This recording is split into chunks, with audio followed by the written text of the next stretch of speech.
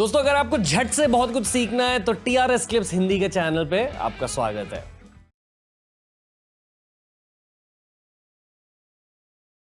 पता है आपकी कितनी ज्यादा डिमांड है पॉडकास्टिंग की दुनिया में? तो ये तो मुझे पता नहीं है, but I am very happy to hear that. नहीं, आपके बहुत सारे लाइफ लॉन्ग फैंस है अभी, आप ये जानते हो? हाँ, ये तो एक थोड़ा बहुत आइडिया है मेरे को। ओके।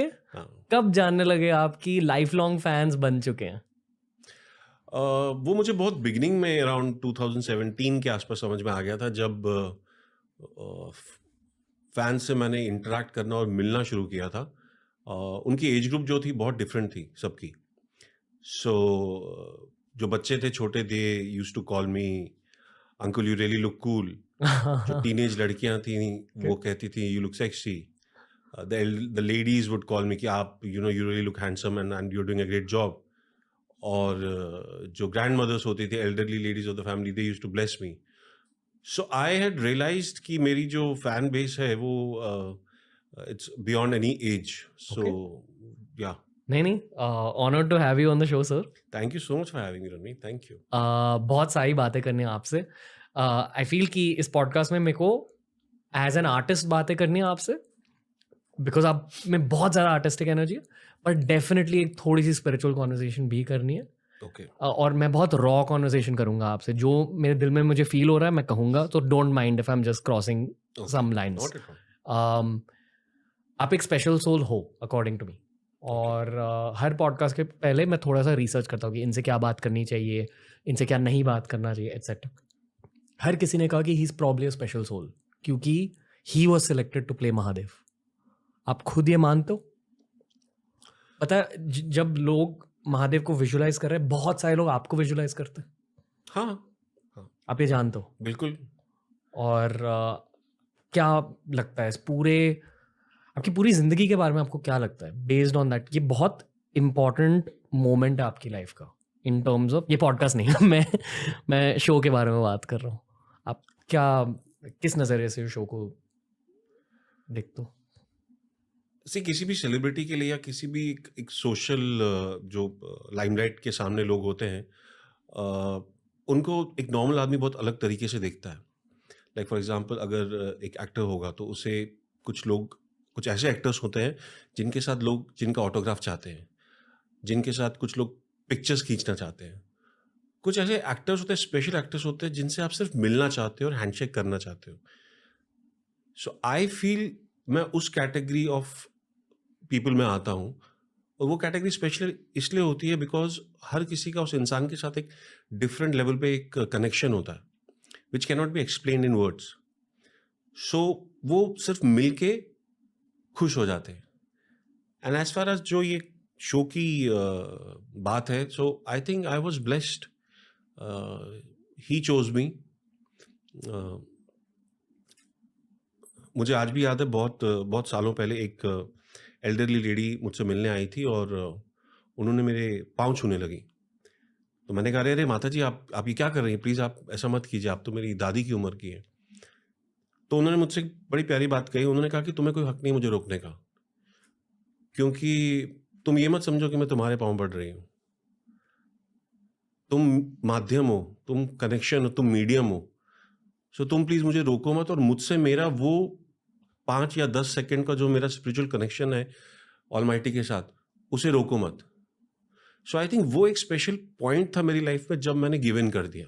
मैं पूरी तरह से सहमत हूँ माता जी के साथ पर बताइए। सो वहाँ मैंने गिव इन करना शुरू कर दिया था कि okay, I am just a medium and मेरे को कोई हक नहीं है कि मैं लोगों से ये छीन सकूं या उनसे दूर रहूं। आप बचपन में शिव जी के मंदिर जाते थे? So I am from Kashmir, I am born and bottom in Kashmir. हम लोग मैं कश्मीरी ब्राह्मण हूँ। हम शैविज़्म हमारे में बहुत माना जाता है। और अमरनाथ की वजह से हर बच्चा जो होता है लॉर्ड शिवा से कनेक्टेड होता है जब आप छोटे होते हो। सो मैंने बचपन में ही मेरे फादर के साथ, बहुत छोटा था मैं जब उनके साथ मैंने टेम्पल जाना शुरू कर दिया था। कश्मीर में एक शंकराचार्य नाम का एक बड़ा फेमस टेम्पल है।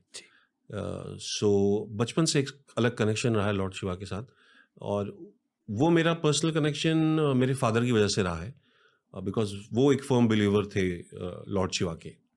सो या, पर बचपन में कभी आपको लगा था, बिकॉज आई एम श्योर आपने ये सोचा होगा कि एक दिन मैं शायद एक्टर बनूंगा, पर कभी ऐसा सोचा था कि एक दिन मैं शिवजी का कैरेक्टर प्ले करूंगा स्क्रीन पे? ये कभी सोचा नहीं ये था? तो कभी सोचा नहीं था। ओके। ये कभी सोचा नहीं था मैंने। बचपन में आपकी पर्सनल रिलेशनशिप क्या थी उनके साथ? I am sorry I am highlighting this phase that much, पर ये मेरे जेन्युइन सवाल है। अगर मैं आपको एक पार्टी में भी मिलता मैं यही पूछता आपसे। सो सी मैं तो बिकॉज कश्मीर में मेरी पैदाइश हुई है, हम पले बड़े कश्मीर में ही। जी। तो जैसे मैंने बताया कि पिताजी की वजह से हम टेंपल जाया करते थे, हम उनकी वजह से हम लॉर्ड शिवा से कनेक्टेड थे। ऑब्वियसली मैं छोटा था, सो इतना कोई स्पिरिचुअल डीप कनेक्शन नहीं था, अंडरस्टैंडिंग नहीं थी। बट येस, क्योंकि हम कश्मीरी ब्राह्मण्स में शिवरात्रि बहुत बहुत बड़ा त्यौहार होता है ईयरली बेसिस पे, जिसे हम कश्मीरी में हेरत कहते हैं। सो वो जो पर्व होता है वो बहुत ही ग्रैंड लेवल पे सेलिब्रेट किया जाता है हर कश्मीरी ब्राह्मण फैमिली में। सो उसकी वजह से हमें मालूम होता था कि हेरत आ रही है, ये शिवरात्रि का रात है और हमें भगवान की पूजा करनी है। और पूरे घर की सफाई होती थी, 4-5 दिन पहले ही सब सफाई होना शुरू हो जाती थी और क्लीनिंग होती थी, and then we used to pray. So we had understood the significance of this particular day जब हम छोटे थे। ओके। मैं इतने ज़्यादा सवाल आपसे इसलिए पूछना चाहता हूँ क्योंकि आपका नाम हमारे पॉडकास्ट गेस्ट लिस्ट पर बहुत टाइम से रहा है। Probably you are one of the first names, पहले 4 साल पहले। पर Okay. पता नहीं क्यों आज ये पॉडकास्ट हो रहा है। एट द सेम टाइम एक शब्द है उपासना, मतलब एक स्पेशल तरह की पूजा।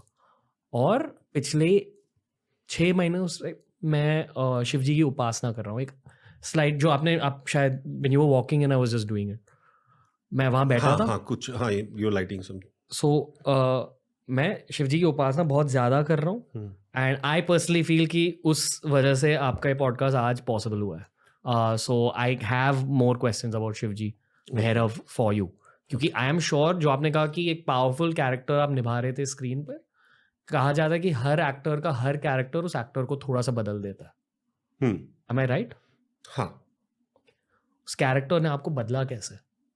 उस कैरेक्टर की कुछ लर्निंग्स थी जो मेरे लिए बहुत आने वाले टाइम में मुझे बहुत फ़ायदा हुआ उन लर्निंग से। एक उसमें लर्निंग थी, ना सम्मान का मोह ना अपमान का भय। I don't demand respect and I am not embarrassed if you shame me. I am gonna be neutral. Nothing, कुछ भी बाहर का should not affect you. You have to be in your mentally, you have to be so stable कि बाहर की कोई भी चीज़ या बाहर का कोई भी वातावरण आपको अफेक्ट ना कर पड़े। वो एंड लाइफ को देखने का पर्सपेक्टिव कि हमारा इस धरती पे पर्पस क्या है, लॉन्गर जर्नी में व्हाट इज़ द पर्पस। कभी कभी कुछ लोग होते हैं जो इस पर्पस से भटक जाते हैं। हर कोई उस पर्पस से वापस आ जाता है, बट उस पर्पस को जानना बहुत ज़रूरी होता है। ओके, आपका पर्पस क्या है? आई गेस वो पर्पस जो होता है वो हर सालों में चेंज होता रहता है। बिगिनिंग में जब आप छोटे होते हैं वो पर्पस होता है एक अच्छा छोटा भाई बनने का, बहन बनने का, being a good son, being a good brother, a good friend, a good son. कल को जब शादी हो जाए तो being a good husband, then if you have kids then being a good father. So ये लाइफ के सारे जो पड़ाव हैं, आपको हर उस पड़ाव को जस्टिस देना है और उसे अपनी कंप्लीट रिस्पॉन्सिबिलिटी और ऑनेस्टी के साथ निभाना है।